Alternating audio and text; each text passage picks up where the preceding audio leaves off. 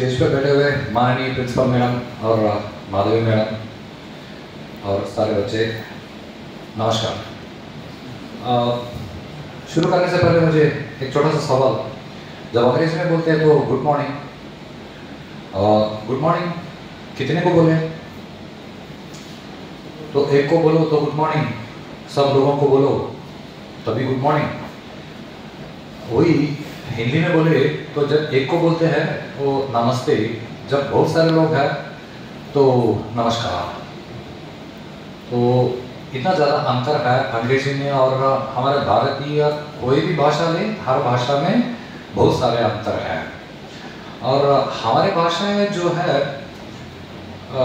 उसमें हमें सीखने का बहुत सारे चीज़ें मिलते हैं। कैसे, जैसे कि जहाँ तक हिंदी की बातें करते हैं, हिंदी ऐसे कोई भाषा ही नहीं थी 400 साल पहले, ऐसे बोलते हैं। उत्तराखंड देश में जो है ब्रज भाषा थी, राजस्थानी है, हरियाणवी है। यूपी के आसपास कम से कम मैथिली भाषा थी, ब्रज भाषा थी, वैसे ही कम से कम 14-15 भाषाएं थी उस जगह पे। हर भाषा जो है उस देश का मतलब उस प्रांत का कुछ स्पेसिफिक होता है। तो एक जगह पे जैसे बोला करते हैं, दूसरी जगह पे उसका स्वराघात का मतलब जैसे एक्सेंट और जैसे यासा। जैसे कि हमें तेलुगु है, रायलसीमा का तेलुगु, उसका प्रोनाउंस करने का तरीका अलग है, प्रोनाउंस करने का तरीका स्वराघात अलग है, और तेलंगाना का स्वराघात अलग है। वैसे ही ब्रजभाषा की स्वराघात अलग है, मैथिली की भाषा अलग है। ये सारी भाषाएं नए नहीं हैं। जैसे कि ब्रजभाषा हो, राजपूत हो, कश्मीरी हो या मैथिली हो, ये सब कम से कम कुछ लाखों सालों से चल रहा है। क्योंकि जैसे आजकल के जो शास्त्र, भौतिक शास्त्र विज्ञान बढ़ रहा है, उसमें बोलते हैं कि करीबन 5000 साल पहले या 10,000 साल पहले रामायण हुआ था। ये सब सही नहीं है। रामायण को हुए कम से कम 1 करोड़ 20 लाख साल से ज़्यादा हो गया। और रामायण में जब हनुमान जी सीता माँ से मिलते हैं श्रीलंका में, वो संस्कृत में बात नहीं किए।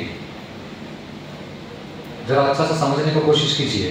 हनुमान जी जब सीता जी से बात किए हैं, वो ब्रजभाषा में की है। जो ब्रजभाषा जो है वो अयोध्या के आसपास की भाषा है।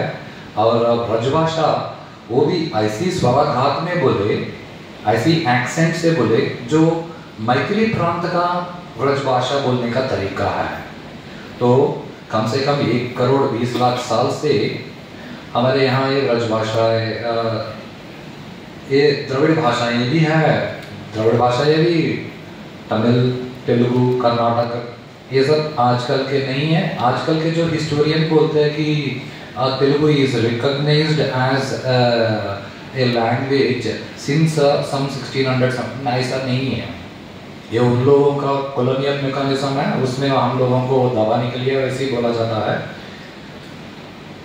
करीबन 1760 के करीबन, समझ रहे हो, मेरा ख्याल से 1760 से 1760 के आसपास, उस टाइम पे जो ब्रिटिश के लिंग्विस्ट था, सो लिंग्विस्ट माने भाषा शास्त्रवेत्ता, जॉन गिलक्रिस्ट, उन्होंने ये सारे ब्रजभाषा, राजस्थानी, पंजाबी, कश्मीरी, ये सारे जितने भी औतरायिक भाषाएं हैं, इन सब का व्याकरण को मिला के एक स्टैंडर्ड व्याकरण बनाने का कोशिश किया और उसको हिंदी नाम देना चाहा।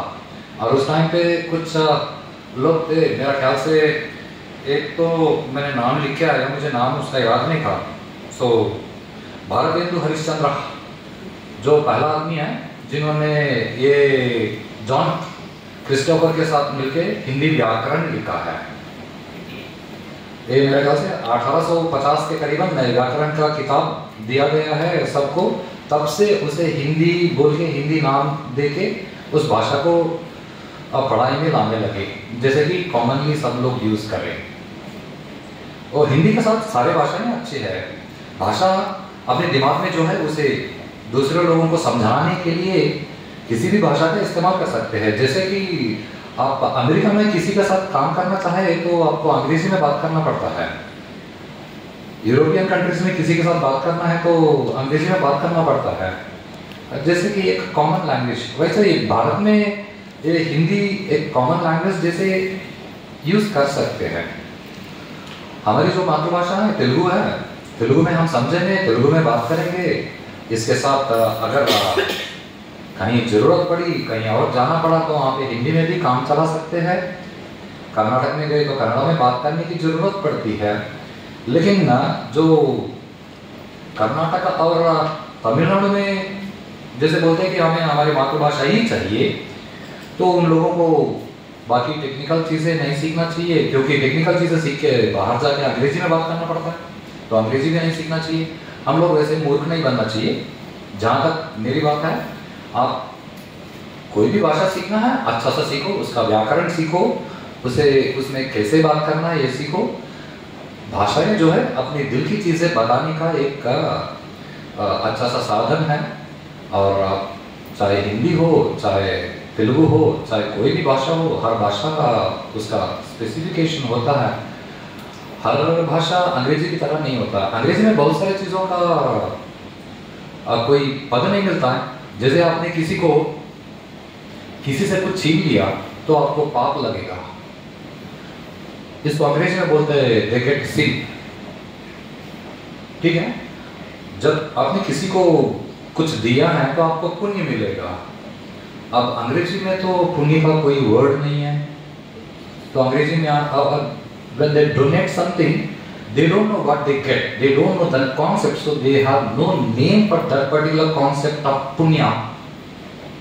तो वहाँ के लोगों का जीने का तरीका अलग है, हम भारतीय हैं, हमारा जीने का तरीका अलग है। तो हम लोगों को पाप भी पता है, हम लोगों को पुण्य भी पता है, हम लोगों को हिंसा भी पता है, हम लोगों को अहिंसा भी पता है। हम सब कुछ जानते हैं, इसलिए हर भाषा में हर चीज़ का पद मिलता है। अंग्रेजी में हर चीज़ का कोई पद नहीं मिलता है। यहाँ पे अगर किसी औरत उसकी शादी हुई, मैंने एक पद यूज़ किया औरत है, थोड़ा अच्छा सा समझने का कोशिश कीजिए। स्त्री, जब एक स्त्री का कोई बच्चा नहीं होता है उसे बोलते हैं निस्संतान, और तेलुगु में बोलते हैं गोड्डड़ालू, और अंग्रेजी में उसका कोई पद नहीं है, क्योंकि वहाँ का कल्चर ये है अगर तुम्हारा शादी हो गया, तुम्हें बच्चा नहीं हुए, तुम उसे डाइवर्स ले लो, किसी और से शादी कर लो, किसी और से बच्चा बनाओ। तो वहाँ पे ऐसी कोई रिस्ट्रिक्शन नहीं है। उनका रहने का उनका आचार व्यवहार संप्रदाय सब अलग है, हमारे भारतीयों का संप्रदाय अलग है। हम लोग उनका बीच में नहीं आना चाहिए। और जहाँ तक एक हिंदी भाषा बनी है, इसमें भी कुछ तकलीफ चीज़ें हैं, ऐसे है जैसे बोला जाता है कि अभी मैंने एक पद यूज़ किया था कि औरत है, औरत नहीं है, ये स्त्री है। जब ये अंग्रेजी लोगों ने हिंदी का व्याकरण बनाना चालू किया, उसका पदकोश बनाना चालू किया, उन्होंने ये पद यूज़ किया कि औरत can be used for female, because औरत ये सही में अरबिक वर्ड है। अरबिक में औरत माने वस्त्र से जो ढक के रखना चाहिए उस जगह का नाम है औरत अरबिक में। और हिंदी में उसी शब्द को ला के रख दिए कि बोले कि नहीं हिंदी में भी औरत बोलो, कोई बात नहीं, लेकिन औरत तक सही शब्द नहीं है। उससे पहले औरत नाम की शब्द ही नहीं थी। जैसे हम लोग बोलते हैं कैस्ट, कुल, कुल तो उसका मतलब ही अलग है।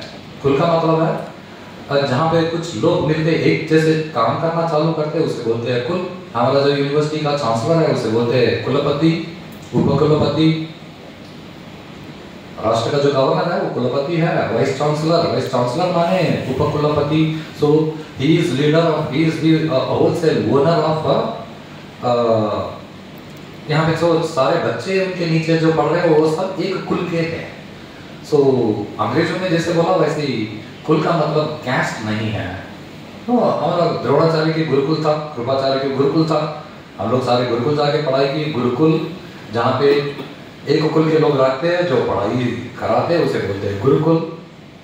जैसे ये हमें आदत पड़ चुकी है कि अंग्रेजों जैसे सोचना, उसे थोड़ा बाहर निकलने के लिए हमें बाकी भाषाओं की बहुत सारी जरूरत है, क्योंकि इन भाषाओं में हम लोग शांति पा सकते हैं। सिर्फ अंग्रेजी पकड़ के शांति अंग्रेज लोगों को नहीं मिला, हमको थोड़ी ना शांति मिलेगी।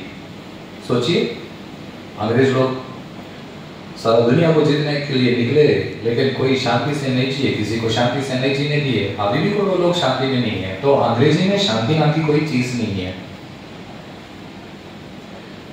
ये सारी चीजें समझ के आप लोग अपनी भारत देश की जितने भी भाषाएं हैं, भारत देश के, और ये सोचिए, ये अधिकार भाषा बोलते हैं, ठीक है, लेकिन ना हमारे संविधान में कहीं भी ये मेंशन नहीं है कि Hindi is our national language.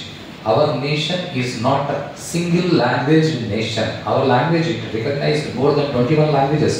आप किसी 500 का नोट लो, 1 रुपए का नोट लो, उसके ऊपर पीछे लिखा रहता है हर भाषा में। असमी में लिखा रहता है, बंगाली में लिखा रहता है, तेलुगु में लिखा रहता है, कन्नड़ में लिखा रहता है। ये सारे मिलके हमारा एक भाषा है भारतीय।